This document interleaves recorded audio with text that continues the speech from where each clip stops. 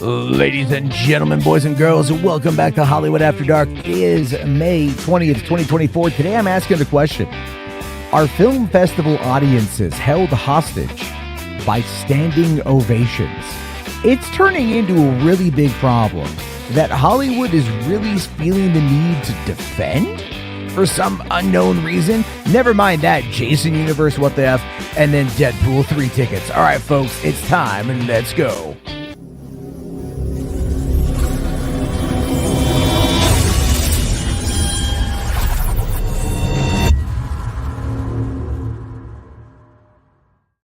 Hey, what's going on, everyone? How's everyone doing today? Welcome back to Hollywood After Dark. It is, like I said, it's May.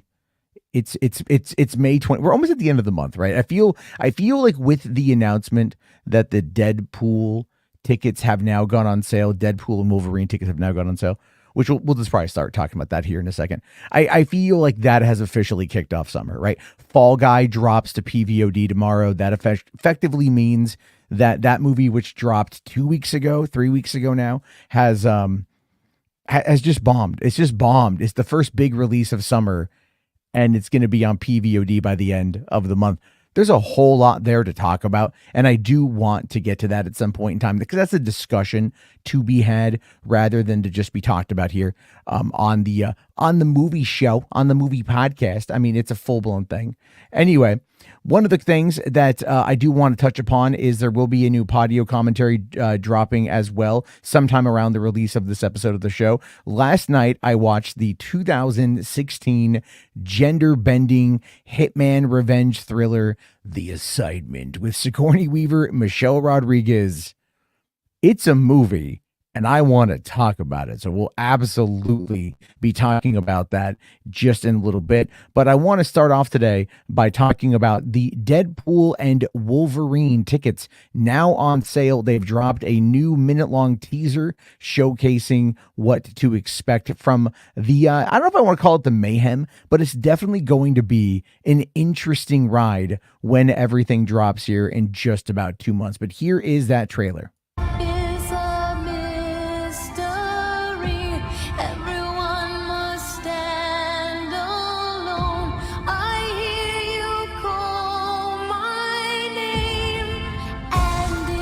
I'm so going to get copyright claim for this.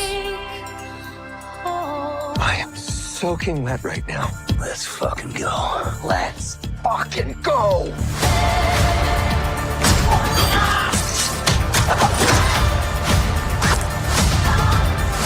This is what I'm talking about. Big slow motion action sequence. Who knows if you live or die? Shut up. Oh my God.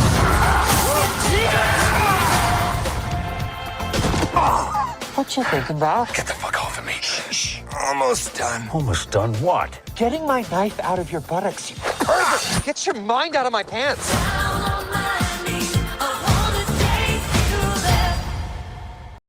So there's a high probability that the vast majority of you right now have definitely bought tickets. I bought my tickets already. First thing I did this morning when I got up and they went on sale is I absolutely bought my ticket for opening day. I think I have to work that day. Like traditionally I work on Thursdays. I'm going to probably have to either go in very late or just take that day off. And honestly, I might just take the day off because it is probably the only movie this year so far that I'm like really excited to go and see, that I'm like truly hyped up, truly amped up to go and see. And I know a lot of people out there, there's a lot of other good movies that are out right now. There's a lot of other great things that are coming down the pipeline. But I feel the only thing really that's going to drive me back to the theater is most likely going to be Deadpool and Wolverine. Well, you know what? That's not entirely true. We did get a little update today on Alien Romulus. Empire dropped a whole new little tidbit about that, right? Total Film, my mistake. I don't know why. The two of them, they get confusing, folks. Right. They get really, really, really confusing at times because they're all just part of the same thing. Right. They're all just absolutely part of the same overall movie background information, that kind of stuff. I don't know how you want to play quite things, all things considered. But anyway, Alien Romulus got a little bit of an update here. So what we know from Fede Alvarez is that he is promising that it will have a blend of Alien and Aliens vibes, at least, saying that it starts suspenseful like Alien and then ramps up like Aliens. Now, the plot of the movie follows young space colonizers, so gentrifiers, encountering a terrifying alien on a derelict station.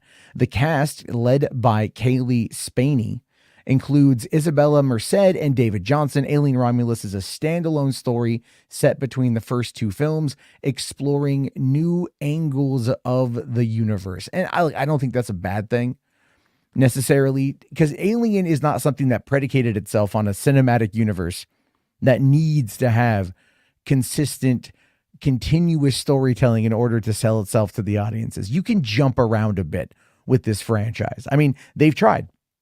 They have the 4 core films. And then, of course, you have the Prometheus and the Covenant sequels or prequels. And then you got Alien versus Predator, which is also kind of a prequel to those other films. And then you've got the upcoming Alien Romulus, or sorry, not Alien Romulus, the show, whatever they're doing with that show that Noah Hawley's doing. So we're getting a lot of Alien, it feels like, or at least there's more coming down the pipeline, and that's never a bad thing. And obviously, I think there's a new Prey movie in the works. So we know that right now, Disney is very much leaning into their IPs because they realize that's kind of got to be what happens. And we're going to touch upon that because there's been a little bit of a Pirates of the Caribbean update. But another update, this popped up the other day, and I wanted to talk about it, but I was busy when it happened. And that is that IGN is reporting that the Jason universe is a reality. Horror Inc. announces multi-platform expansion of the Friday the 13th universe. A multi-platform what does that even mean? They're talking about activations here. Okay. So this is what there's actually a website here apparently. This is the website here. Welcome to a new era from the original owners of the Friday the 13th franchise. Oh, they have to put that in there, don't they? The original owners of the Friday the 13th franchise. Because there's been a massive rights dispute that's been going on. So that's one of the reasons why they have to do this. And all you can really do right now is just sign up to get information. But look at the universe logo here, UN1V3SE. I get why they do it. I understand why that's there. It's still very stupid. It's still very stupid here. But let's go back over to the IGN article because it says here, for decades, Jason shocked and thrilled audiences who kept coming back for more. We're excited to work with Victor Miller and Mark Toberoff on new projects we'll announce in the coming months. This coming in from the president of Horror Inc. Now, Victor Miller was the screenwriter on the original Friday the 13th movie, who did reclaim the domestic rights to the slasher in 2021. Now, this is the whole thing, is that he has the domestic rights. So they're trying to turn this into whatever the hell they can. Okay. So they say here, with the unique ability to remain at the forefront of pop culture for 44 years, never mind, we haven't had a Jason movie since early 2009. So it's been 15 years since the last Jason movie, but he stayed at the forefront of pop culture. We've had multiple Michael Myers movies in that time span, a trilogy of Michael Myers movies. I mean, the quality varying, but we've had them. But look at here. We've had strong global awareness across multiple generations thanks to billions of TikTok views, plus millions and millions of gamers and movie fans. And this is coming in from Sherry Khan, the global general manager of Horror Inc. So billions of TikTok views and fans and gamers and then movie fans, right? So gamers, sure, the game in 2017, I helped kickstart that when it came out. I love that game. I really wish they'd be able to continue to work on it, but obviously there is no God. However, like the TikTok billions of views, it goes to show you and me, all things considered, that right now the commentary, where to have the best commentary for movies, where to have the best discussions for movies, is not podcasting, it's not YouTube, it's literally TikTok. Maybe I'll start a Hollywood After Dark TikTok, but what they're doing with this is they're working on trying to build up these activations, but they're not going to say what they are, right? They're not really saying what they are at all. It's just that, here we go. The new Friday the 13th activations will span a wide range of platforms from entertainment, games, immersive experiences, merchandise, and more to be announced through 2024. Well, you know what got announced today? That Jason is going over to Fortnite. So that's just the first of the activations. But it's not, I mean, it's just all Jason fans want, all Friday the 13th fans want, all we want, quite literally, is just a damn new movie. Jason killing people. That's really about it. That's it. Jason killing people. That's all we want. But apparently that's too much. But putting his ass in fucking Fortnite, oh, that's going to get the TikTok views. Actually, all things considered, it probably will get the TikTok views, and that is remarkably sad. So maybe it's time I finally dust off my slasher film. Not that it would be a franchise, but it would be one. I've told some people about this movie. If you know about it, you know. I'm not going to spoil it here, but I have a good idea for a very good, low-budget, scary-ass slasher film. And maybe it's the time. Maybe it's the time, because obviously they don't know what to do with this. So it's time for somebody else to step up with something that can be entertaining and fearful and engaging. That's not Art the Clown. I'm not bagging on Art the Clown. I don't know what they have planned for Terrifier 3. I'm excited for it. But if that's where we are in regard to extreme torture porn as being where things are for setting up a new franchise, setting up a new villain, it's a little unsettling to me, to be fair. But anyway, art is still art. I still like art. It is simply that. So another thing I want to talk about here, this kind of popped up today. I've been asked to give my thoughts on it. OpenAI. Yeah, AI. We're going to talk a little bit about that here for a few. OpenAI apparently has halted its Sky voice amid Scarlett Johansson resemblance. So last week they showcased off the new capabilities of the OpenAI app. And there's a new voice model. Her name is Sky. And she sounds, to some people, remarkably like Scarlett Johansson from the movie Her, right? That kind of raspy, smoky voice, even though she didn't sound like that at all. People are just literally trying to imprint Scarlett Johansson. So they're trying to gaslight people into thinking that Scarlett Johansson's the voice they ripped off. And so OpenAI is like, all right, they're pulling it, even though they've clarified it's not an imitation. It belonged to a different professional actress using her natural speaking voice. And obviously right now they are in a position where they don't want this kind of what you could argue as like an ethical breach coming down the pipeline. And I say this because OpenAI Sora, if you've seen anything on that, and I'll show more of that as more stuff starts to come out, OpenAI Sora is going to be the future of VFX and the future of probably animation and film. If you don't know about Sora, go look it up. It's interesting stuff. There's some good, really interesting stuff there. And if you are not a fan of AI, I don't know what to tell you. Cat's out of the bag. Genie's out of the bottle. There's no going back. You can't unring that bell. Can't do it. You just simply cannot do it. But a lot of people are just so desperate to try and find a way to find a way to dog on it, I guess, find a way to crap on it any way that they can, like, oh my God, it's AI. Oh no. It's not that big of a deal. It's going to end up really, really, really benefiting the industry more ways than you can think of. And I mean that, even though a lot of people out there want to disagree with me. Okay. Even though they want to disagree, but still it is just kind of, what it is.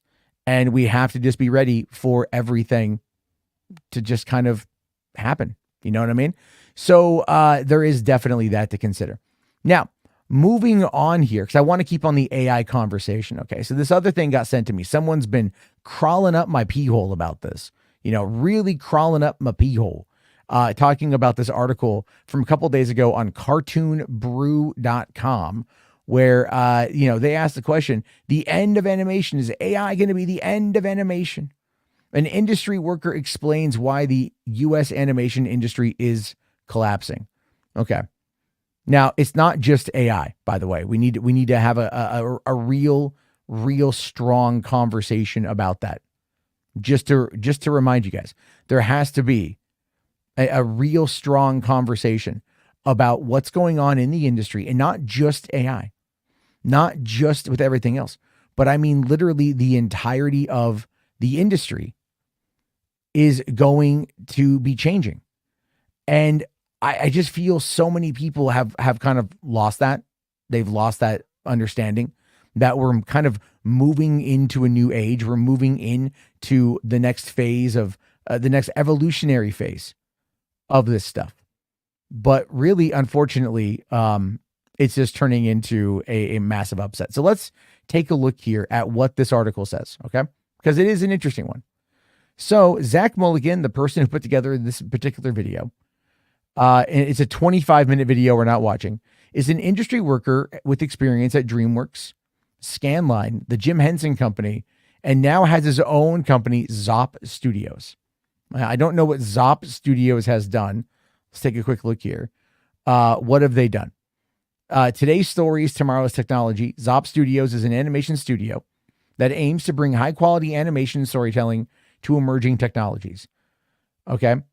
So they're a VR company. Our first VR animated short film. All right. And this is kind of what they are. This is what Zach Mulligan, founder, CEO. He's a 3D artist based out of Los Angeles. He's created a multitude of digital artwork and augmented reality filters that have received millions of views online. He's also worked at DreamWorks, Scanline, and Jim Henson Company, worked on The Bad Guys, Aquaman and the Lost Kingdom, Black Adam, and The Flash. This guy's talking about the future of animation while he's working on movies like Aquaman and the Lost Kingdom, Black Adam, and The Flash. Well, Aquaman had good CG.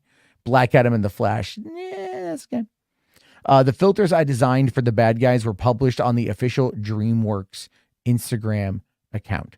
So he works predominantly in the VR and AR world.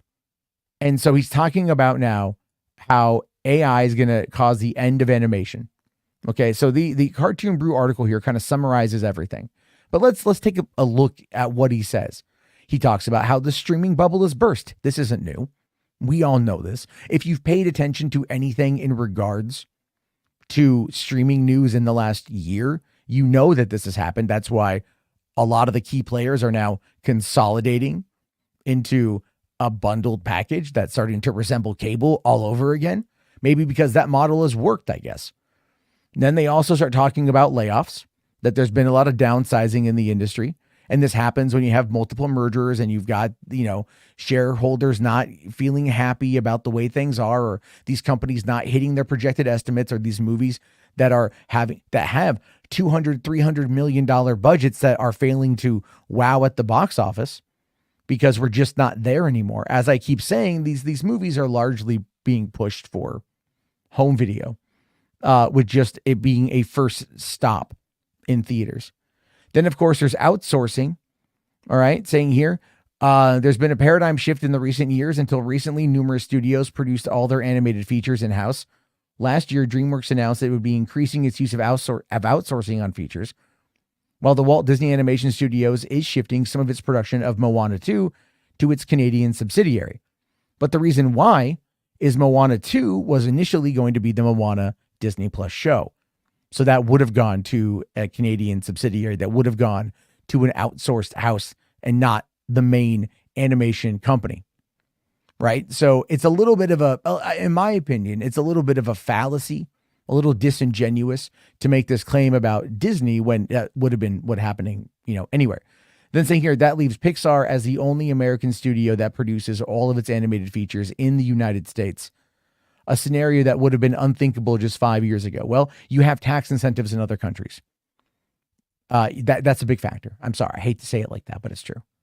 You have tax incentives on these other countries, and that they provide that. And you'll notice that that's a pretty big thing that is going to end up really, really, really getting these studios to work with them outside of the country.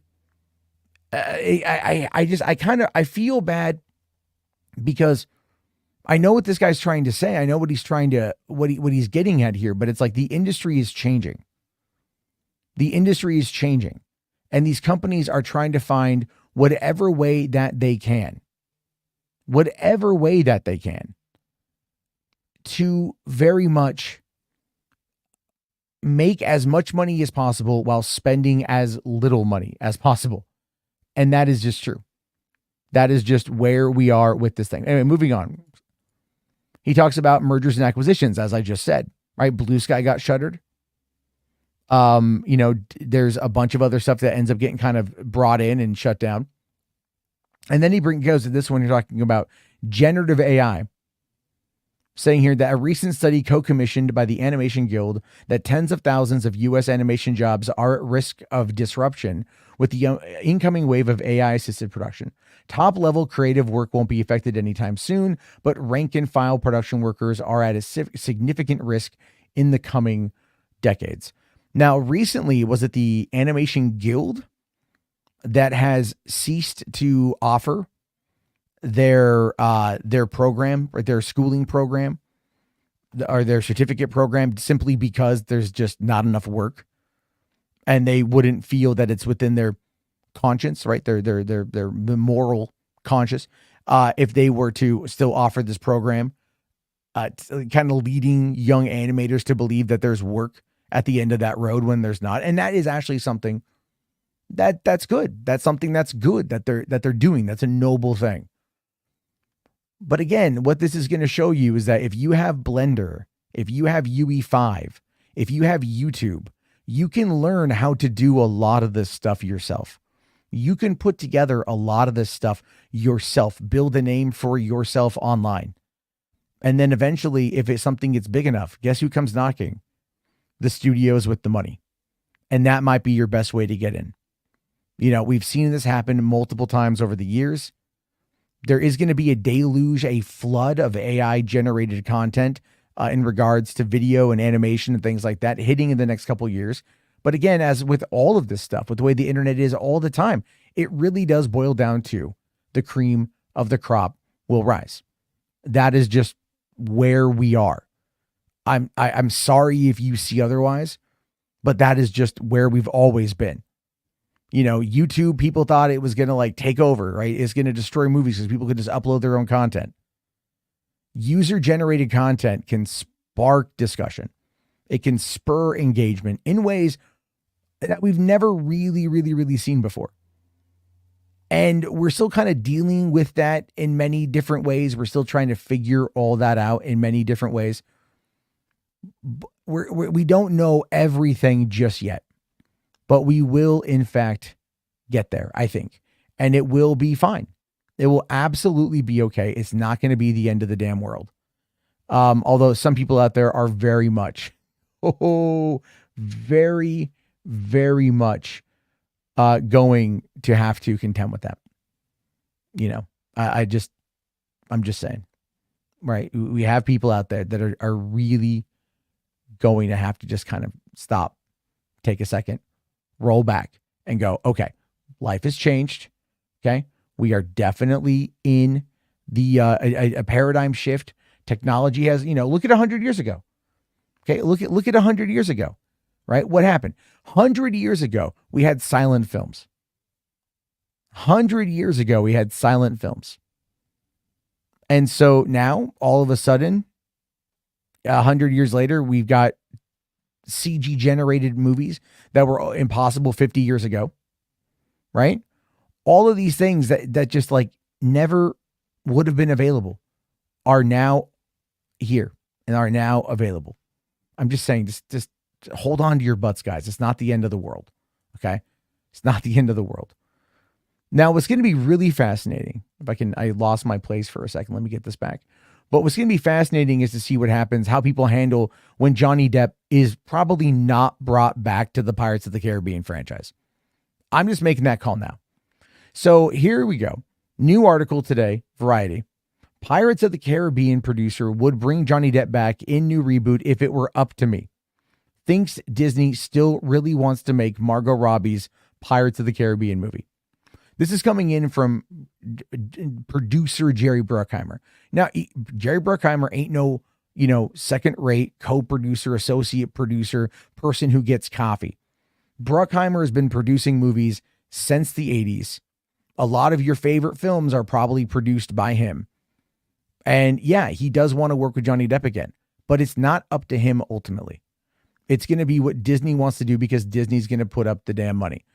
So it says here that he already teased in March that a total reboot was going to be the first Pirates movie out of the gate in the future because it's easier to put together because you don't have to wait for certain actors. This reboot is now confirmed to have writer Jeff Nathanson attached. Bruckheimer did announce the news in an interview with Entertainment Weekly. Now, Nathanson wrote the screenplay for the last Pirates movie, which, again, wasn't that great. I mean, it was an okay script. And then as well as Bruckheimer, so they all worked on it. And now what's funny here, and they reunited on the new Disney biographical drama, The Young Woman in the Sea. By the way, The Young Woman in the Sea comes out at the end of this month, and like no one knows it because Disney's not promoting it at all. But they don't have to promote a movie like that. It's almost designed to fail, like box office wise. It might be an awards darling down the road, but for right now, a movie like that is just going to come and go and then be on PVOD and Disney Plus by July 4th. Now, Bruckheimer says he's cracked it, saying of Nathanson's script for the Pirates reboot, he's got an amazing third act. We just got to clean up the first and second, and then we'll get there. But he wrote a great, great third act. Bruckheimer again confirmed the plan is to reboot Pirates, which means the next movie wouldn't follow the familiar characters from the franchise, which is just dumb. It's just dumb. It says here, it's a reboot. If it was up to me, Johnny would be in it. I love him. He's a good friend. He's an amazing artist, and he's a unique look. He created Captain Jack. That was not on the page. That was him doing a little Pepe Le Pew and Keith Richards. That was his interpretation of Jack Sparrow. And so right now, again, you've got Bruckheimer who wants to get Johnny Depp back, right? Wants Johnny. And a lot of people want Johnny. A lot of people want him to come back. A lot of people aren't going to show up for this new movie. But you guys got to remember that one of the key reasons why they don't want to bring Johnny back is probably the cost, 2, the drama, and 3, like social media.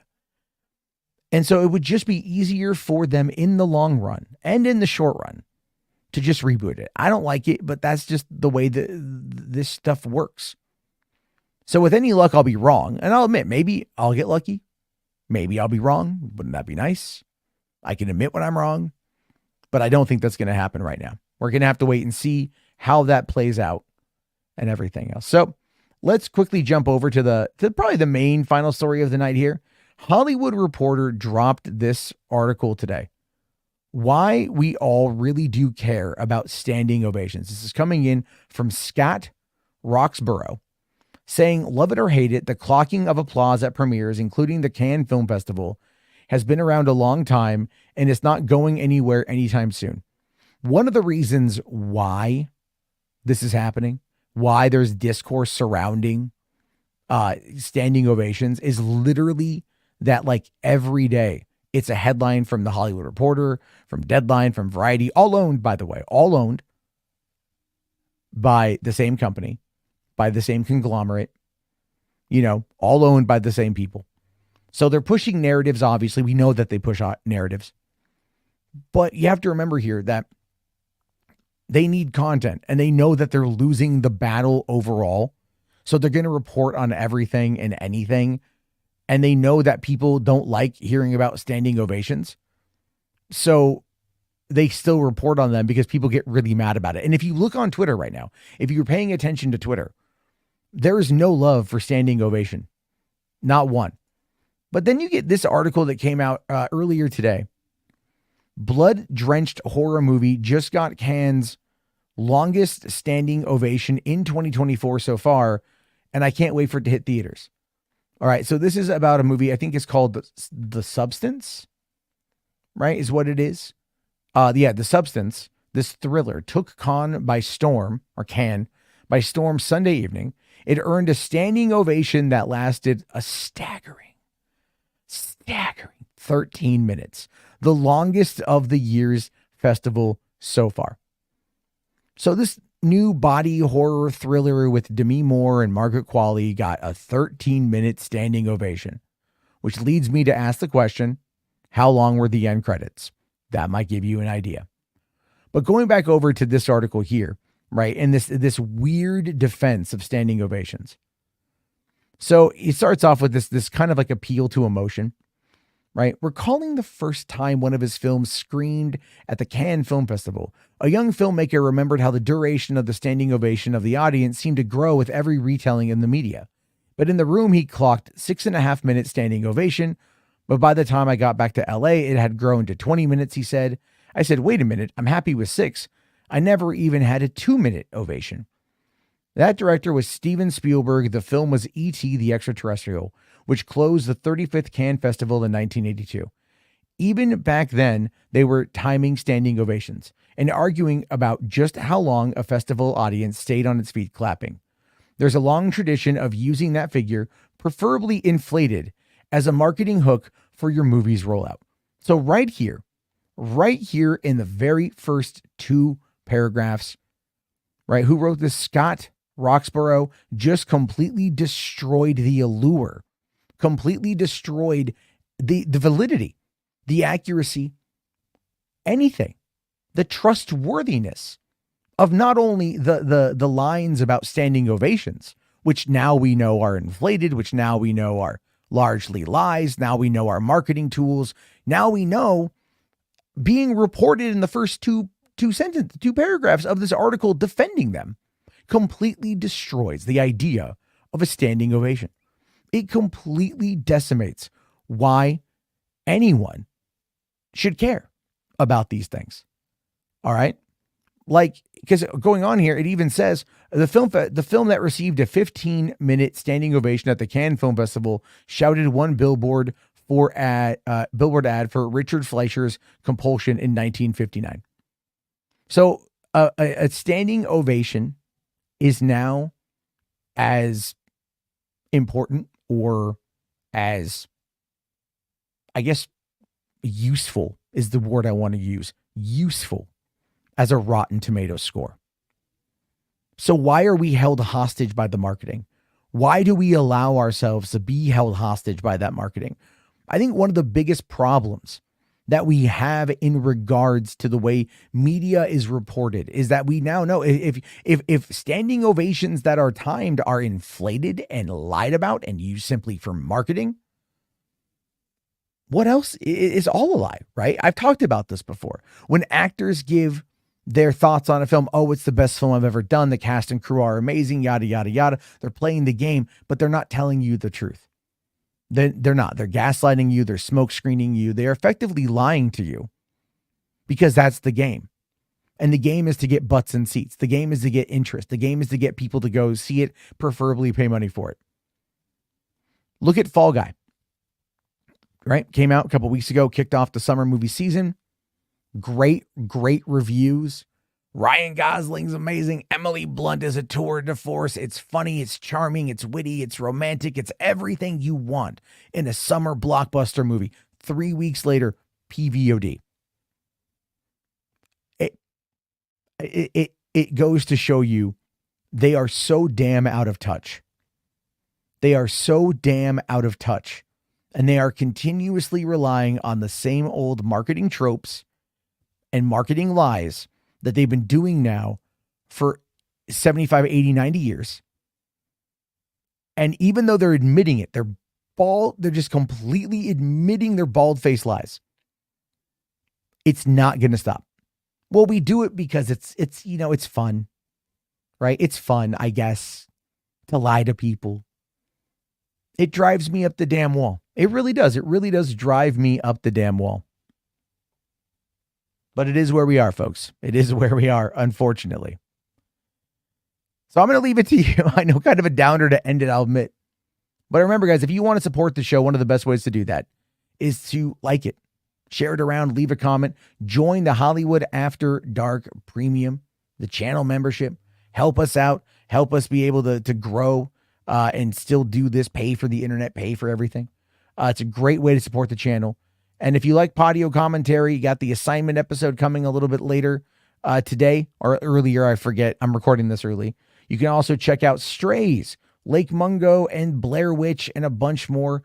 I'm doing these now a lot more often, and I look forward to you guys giving them a watch, recommending movies to me, and building up a really great community here. Be sure to keep an eye on community posts, because community posts are going to be where I showcase new information I ask your guys' thoughts on a bunch of stuff, and I share a bunch of tidbits and information. I'm trying to build that up. So look for that. Check that out. And thank you guys very much for joining me today on Hollywood After Dark. I wouldn't be here without you.